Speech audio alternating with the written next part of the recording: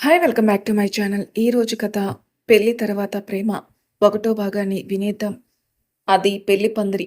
మామిడి ఆకుల తోరణాలు గాలికి ఎగురుతుంటే మండువా లోగిలి ఇంటిలో గుమ్మానికి పసుపు, కుంకుమ బొట్టులతో పెళ్లి ఇల్లు కలకలలాడిపోతుంది. గుమ్మంలో సీతారామయ్య గారు కంగారు పడిపోతూ "ఒరేయ్ హనుమంతు ఎక్కడున్నావురా" అని అరుస్తున్నాడు.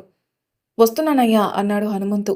"ఏరా పెళ్లి పందిరి స్తంభాలకి కొబ్బరాకులతో అల్లించి బంతిపూలు చుట్టమంటే బంతిపూలు ఒక్కటే కట్టావే? నా మనవరాలి పెళ్లిలో ఏమాత్రం తక్కువ జరగకూడదు అర్థమైందా?" అని కేకలేస్తున్నారు సీతారామయ్య గారు. "తప్పైపోయిందయ్యా, వెంటనే చేసేస్తాను" అన్నాడు హనుమంతు. "తొందరగా కానీ, పెళ్లి రాత్రే, సమయం దగ్గర పడిపోతుంది. విడిదింటికి పెళ్లివారు వచ్చే సమయం అయింది. నేను చెప్పినట్టు అన్ని ఏర్పాట్లు చేశావా? నేనొస్తున్నాను పద, అన్నీ నా కళ్ళతో చూసేదాకా నాకు మనశ్శాంతి లేదు" అంటుంటే ఆయన సతీమణి తారకం వచ్చి "చాలండి మీ చాదస్తం. హనుమంతు పుట్టిన దగ్గర నుండి మన దగ్గరే పెరిగాడు. వాడన్నీ బానే చేస్తాడులే గాని, మీరు మనవరాలికి అక్షింతలు వేయడానికి రండి. పెళ్లి కూతురిని చేయడానికి కూర్చోబెడుతున్నాం" అంటూ ఆవిడ లోపలికెళ్ళింది. తారకం గారంటే ఊర్లో అందరికీ చాలా గౌరవం. ఆవిడ్ని చూస్తుంటే అచ్చం పార్వతీదేవిని చూసినట్టే ఉంటుంది. కచ్చా పూస మడి కట్టుకుని, పెద్ద కుంకుమ బొట్టుతో ఆవిడ సీతారామయ్య గారి పక్కన నుంచుంటే పార్వతీ పరమేశ్వర్‌లాగానే ఉంటారు. ఇంటి గుమ్మంలోకి వచ్చిన సీతారామయ్య గారు అలానే చూస్తూ ఉండిపోయారు. గదిలో నుండి ముత్తైదువులు తన మనవరాలు మీనాక్షిని తీసుకొనొస్తున్నారు. గోరింటాకు పాదాలతో అడుగులో అడుగు వేస్తూ, ఆ పాదాలు నేలను తాకి కందిపోతాయేమో అన్నంత సుకుమారంగా ఉన్నాయి. తెల్లని చీరలో తలంటిన ముంగురులు నుదుటి మీద పడుతుంటే సన్నని చేతివేలతో జుట్టుని చెవి వెనక తోసుకుంటూ తలనిండా కనకాంబరాలు మల్లెపూలతో నుదుట కళ్యాణ తిలకంతో లక్ష్మీదేవిలా ఉన్న మీనాక్షి మీనంలా ఉన్న తన కళ్ళని పైకెత్తి తాతగారిని చూసి సిగ్గుతో ఆయన కాళ్ళకి నమస్కారం చేసింది. ఆయన మనవరాల్ని ఆనంద బాష్పాలతో నిండిన కళ్ళతో చూసి "నా ఆయుష్ కూడా పోసుకుని సుఖంగా ఉండు తల్లి" అని మీనాక్షి నుదుటి మీద ముద్దు పెట్టుకున్నాడు. తారకం కూడా ఎవరికీ కనిపించకుండా కన్నీరు కొంగుతో తుడుచుకుని "చాలేండి సాంబడం, పిల్లకి దిష్టి తగులుతుంది" అని మీనాక్షిని పీటల మీద కూర్చోబెట్టింది. ఇంతలో హనుమంతు పరిగెత్తుకుంటూ వచ్చి "అయ్యగారు, పెళ్లివారు వచ్చేశారండి" అని అనగానే మీనాక్షి గుండెలు కొట్టుకోవడం మొదలైంది. టెన్షన్ తోటి ముఖం ఎర్రపడింది. అసలే తెల్లటి పాలుగారే రంగేమో, ఆ ఎర్రదనం కూడా అందంగానే ఉంది. సీతారామయ్య గారు, తారకం పెళ్లివారికి సన్నాయి మేళంతో ఎదురెళ్లారు. పెళ్లికొడుకు సారథి పెళ్లివారి బస్సు దిగి ఆ సన్నాయి స్వరాన్ని విని చిరునవ్వుతో సీతారామయ్య గారికి నమస్కరించి తన తండ్రి పరమేశ్వర శాస్త్రి గారిని దిగమని తల్లి లక్ష్మీ చేయి పట్టుకుని కిందికి దింపాడు. మనవడు సారథిని చూసి సీతారామయ్య గారి కడుపు నిండిపోయింది. తన మనవరాలికి తగిన వరుణ్ణి తెచ్చామని ఆయన మీద ఆయనకి గర్వంగా ఉంది. "తారకం, అబ్బాయికి హారతిచ్చి విడిదింటికి తీసుకెళ్ళు." ఆ విడిదిల్లు పద్మనాభం గారిదే. ఆయన మీనాక్షి తల్లి అలివేలు ఉంది కదా, ఆయన తండ్రి గారిదే. మీనాక్షిని కని పురిట్లోనే చనిపోయింది ఆమె తల్లైన అలివేలు. తండ్రి రఘురాం ఢిల్లీలో పెద్ద డాక్టర్. ఢిల్లీలోనే ఉంటారు. అలివేలు పోయిన తర్వాత మీనాక్షిని ఆయనతో ఢిల్లీ తీసుకుని వెళ్తానంటే సీతారామయ్య గారు, పద్మనాభం గారు ఒప్పుకోలేదు. "చిన్న పిల్లని ఎలా పెంచుతావు? దానికేం తక్కువ? ఇద్దరం తాతలం ఉన్నాం. అది ఇక్కడే పెరుగుతుంది ఖచ్చితంగా" అని తెగేసి చెప్పేశారు. చేసేదేమీ లేక రఘురాం అప్పుడప్పుడు మీనాని చూడ్డానికి వచ్చి వెళ్ళేవాడు. కొన్నాళ్ళకి అదే హాస్పిటల్లో పనిచేసే మరో డాక్టర్ని ప్రేమించి పెళ్లి చేసుకున్నాడు. కానీ అది సీతారామయ్య గారికి ఇష్టం లేదు. మెల్లగా మీనా తండ్రికి దూరమైంది. రఘురాంకి తన రెండో భార్య శాంత వల్ల మరో అమ్మాయి కలిగింది. పేరు నందిని. శాంతకి మీనాక్షి గురించి ఆలోచనే రాదు. రఘురాం ఎలా అయినా ఈసారి సెలవుల్లో మీనాక్షిని చూడ్డానికి వెళ్ళాలని అంటే కుదరదని తెగేసి చెప్పేసింది శాంత. ఇంతలో సీతారామయ్య గారు లెటర్ రాశారు. మీనాక్షి పెళ్లి కుదిరిందని, కుదిరితే తప్పకుండా పెళ్లికి రావాల్సిందిగా రాయటం అందులో ఎత్తుపొడుపుగా కనపడి రఘురాం మనసు వెలవెల్లాడింది. "ఏంటి, నా కూతురు పెళ్లి చేసుకుని అంత పెద్దదయిందా? ఇన్ని సంవత్సరాలుగా 10 సార్లు కూడా చూసిందే లేదు మీనాని" అని చాలా బాధపడ్డాడు. అయితే ఇప్పుడు ఆ పిఠాపురం వెళ్లాల్సిందే అని శాంత చాలా భారంగా నిట్టూర్చింది. మొత్తానికి పెళ్లివారి కంటే ముందుగానే వచ్చి రఘురాం పరువు కాపాడింది శాంత. పెళ్లి కొడుకుని రఘురాంకి పరిచయం చేశాడు సీతారామయ్య. సారథిని చూసి రఘురాం కౌగిలించుకుని "సారథి, మా మీనా చాలా అదృష్టవంతురాలు" అని అంటుండగా "ఎందుకు కాదు, అది నా మనవరాలు. వెతికి వెతికి తెచ్చాను ఈ సంబంధం" అన్నాడు సీతారామయ్య మీసం తిప్పారు. కానీ ఆయనకి తెలియదు కదా, సారథి రఘురాం హాస్పిటల్లోనే డాక్టర్గా చేస్తున్నాడు.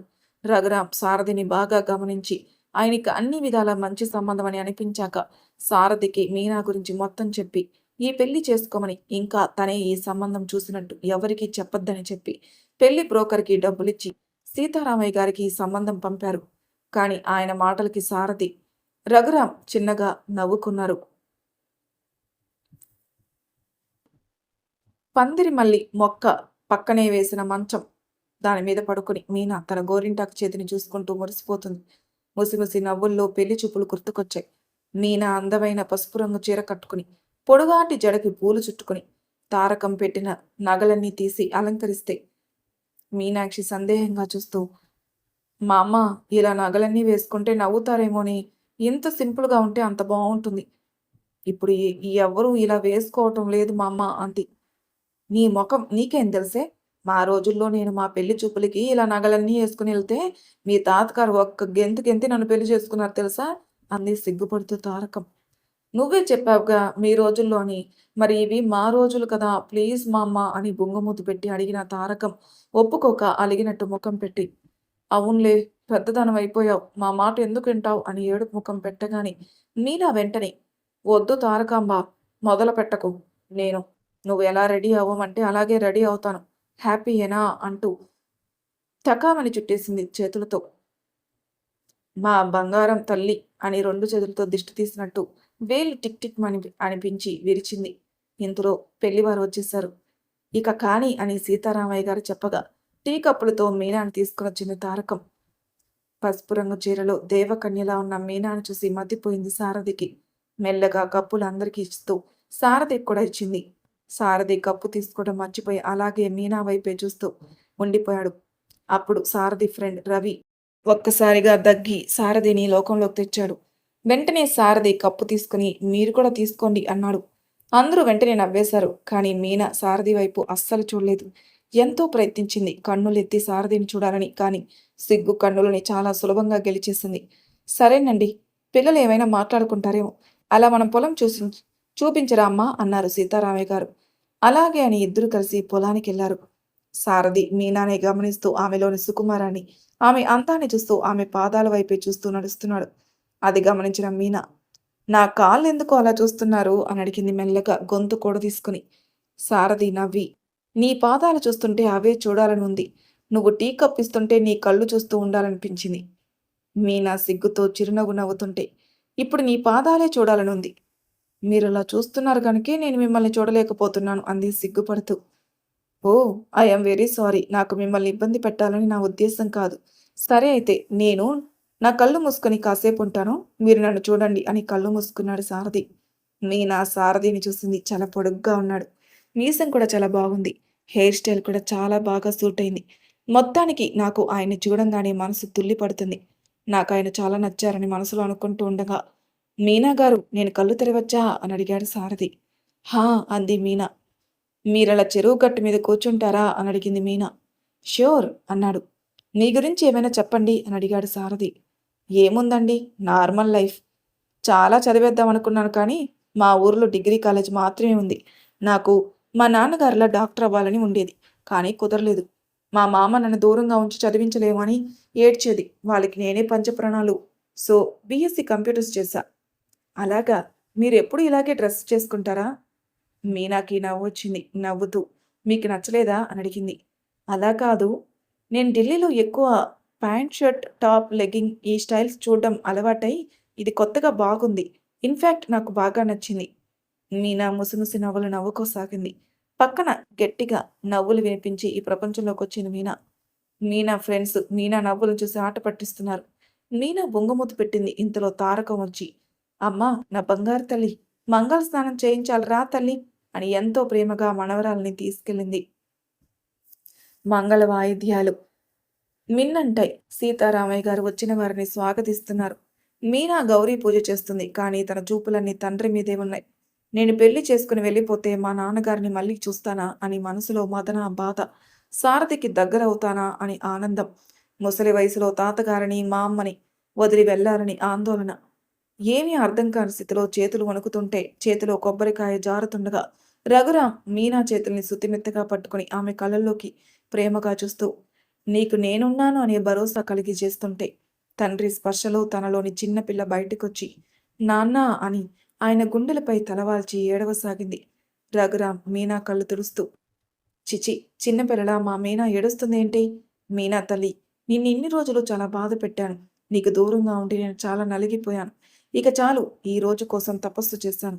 ఇక నేను నాతో ఢిల్లీ తీసుకుని వెళ్తాను. తండ్రి మాటలు అర్థం కానట్టు చూస్తుంది. పక్కన శాంత వీళ్ళు ఏం మాట్లాడుకుంటున్నారో వినపడక కష్టపడుతుంటే శాంత కూతురు నందిని. అందరూ నందు అంటారు. అమ్మా, వాళ్ళ మాటలు నీకు వినపడవులే గాని నువ్వు మరీ చెవులలా పెట్టకు. చూసే వాళ్ళకి బాగోదు. నందు చాలా అల్లరి పిల్ల, మంచిది కూడా. మీనా అంటే చాలా ఇష్టం నందుకి. మీనా కూడా నందు కోసం ఎదురు చూస్తూ ఉండేది కానీ ఎప్పుడూ నిరాశే. నందు ఒకసారి శాంతకి ఫీల్డ్ ట్రిప్ అని చెప్పి పిఠాపురం వచ్చింది. చాలా సరదాగా ఊరంతా చూపించింది మీనా. ఇంతలో పంతులు గారు, అయ్యా మీరు రండి, మనం అబ్బాయి దగ్గర తంతు కానిద్దాం. పిలిచినప్పుడు అమ్మాయిని వాళ్ళ మామయ్య చేత బుట్ట పంపించి పిల్లని బుట్టలో తీసుకురండి అని చెప్పి వెళ్ళారు. మీనాని గట్టిగా హక్ చేసుకుంది నందు. ఇంతలో ఆ గదిలోకి వచ్చాడు అభినవ్, మీనా వాళ్ళ మామయ్య. పద్మనాభం గారికి అలివేలు తర్వాత చాలా కాలం పిల్లలు కలగలేదు. పద్మనాభం గారి భార్య లీలావతి పూజలు ఫలించి మొత్తానికి 18 సంవత్సరాల తర్వాత అభినవ్ పుట్టాడు. అలివేలికి పెళ్లి వయసు వచ్చిందని తన స్నేహితుడు సీతారామయ్య గారి కొడుకు రఘురాంకిచ్చి పెళ్లి చేశారు. ఎంతో అందమైన జంట అని అందరూ అనేవారు. చాలా చక్కగా సాగింది వారి సంసారం. వారి ప్రేమకి ప్రతిరూపం ఈ భూమి మీదకి వస్తుందని తెలిసి రఘురాం ఆనందానికి అవధుల్లేవు. కానీ నరుడి దృష్టికి నల్లరాయి అయినా బద్దలవుతుందని పురుడు కష్టమై అలివేలు వెళ్ళిపోయింది. మీనాకి అభినవ్కి 4 సంవత్సరాల తేడా. గదిలోకొచ్చిన అభినవ్ని చూసి, అక్క, ఎవరి హ్యాండ్సమ్, ఎప్పుడు చూడలేదే అంది నందు. మా మావయ్య అభినవ్, కానీ నేను అభి అనే పిలుస్తాను. మేము మంచి ఫ్రెండ్స్ అని చెప్పింది మీనా. అభినవ్ నందుని ఆకర్షించాడు. అలాగే అతని వైపు చూస్తున్న నందుని చూసి, హాయ్ అండి అన్నాడు అభి. తేరుకుని హాయ్ అంది నందు. పెళ్లి కూతురిని తీసుకురండి అన్నారని అభి కొంతమంది సాయం తీసుకుని బుట్టలో ఉన్న మీనాని తీసుకుని వస్తుంటే పల్లకిలో వెళ్తున్న మధుర మీనాక్షిలాగే ఉంది. ఎర్రటి పట్టు చీరలో, మల్లెపూలు జడతో, 7 వారాల నగలతో బుట్టలో కూర్చుని వస్తున్న మీనాక్షిని చూసి సీతారామయ్య గుండె నిండా ఆనందంతో, కన్నుల నిండా ఆనంద బాష్పాలతో చూసి మురిసిపోతున్నారు. రఘురాం కూతుర్ని చూసి అలివేలు గుర్తుకొచ్చి తను ఎక్కడున్నా నిన్ను చూసి సంతోషిస్తుంది అని అనుకున్నాడు. వధూవరుల మధ్య తెర అడ్డుపెట్టి మీనాని సారథికి ఎదురుగా కూర్చోబెట్టారు.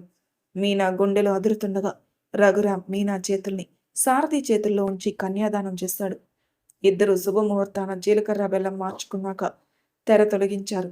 సారథి మీనాని చూసి తన అదృష్టానికి ఆనందిస్తూ మీనా కంటి చూపు కోసం నిరీక్షిస్తున్నాడు.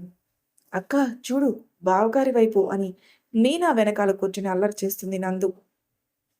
చూడాలని ఉన్నా చూడలేక సిగ్గులో మునకలు వేస్తూ మొత్తానికి సారథి వైపు చూస్తుంది. ఇద్దరు చూపులు ఒకసారిగా కలిశాయి. చాలా చూడముచ్చటగా ఉన్నారా అంటూ తారకం చేతివేళ్లు మెటకరించింది. తర్వాత మంగళసూత్రధారణ అన్నీ చక్కగా శాస్త్ర ప్రకారం జరిగాయి. మీనా తెల్లని మధుపర్కములో పసుపు మరకలతో అలిసిన కళ్ళతో పెళ్లికల ఉట్టిపడుతూ దేవకన్యలా ఉంది. మొత్తానికి మన మీనమ్మ పెళ్లి అంగరంగ వైభవంగా జరిగింది. సారథి మీనా భుజం మీద చెయ్యి వేసి అరుంధతిని చూపించి, ఆ అరుంధతి కూడా నీ అంత అందంగా ఉండి ఉండదేమో అని మీనా వైపు చూస్తుంటే మీనా చిరునవ్వు నవ్వుతూ సారథిని మొదటిసారి ఏవండి అని ఏదో చెప్పబోతుండగా ఒక్క నిమిషం అని ఫోన్ తీసి సెల్ఫీ తీశాడు. ఏమిటి సడన్ గా సెల్ఫీ అని అడిగింది. నువ్వు నన్ను ఫస్ట్ టైం ఏవండి అని పిలిచావు కదా, అందుకని ఈ సెల్ఫీ జ్ఞాపకం నవ్వుకుంది మీనా. అప్పగింతలు తతంగాలు అన్నీ ముగిశాయి. మీనా సారథులు ఒకరినొకరు చూసుకుంటూ మొదలయ్యే వారి బంగారు జీవితం కోసం ఎదురు చూస్తున్నారు. మరి తర్వాయి భాగంలో ఏం జరుగుతుందో నెక్స్ట్ ఎపిసోడ్లో తెలుసుకుందాం. అంతవరకు నా ఛానల్ని సబ్స్క్రైబ్ చేయని వాళ్ళు ప్లీజ్ సబ్స్క్రైబ్ చేసుకోండి. లైక్ చేసి షేర్ చేయండి. మీ అభిప్రాయాలు నాకు కామెంట్ రూపంలో తెలియజేయండి. Thank you for listening.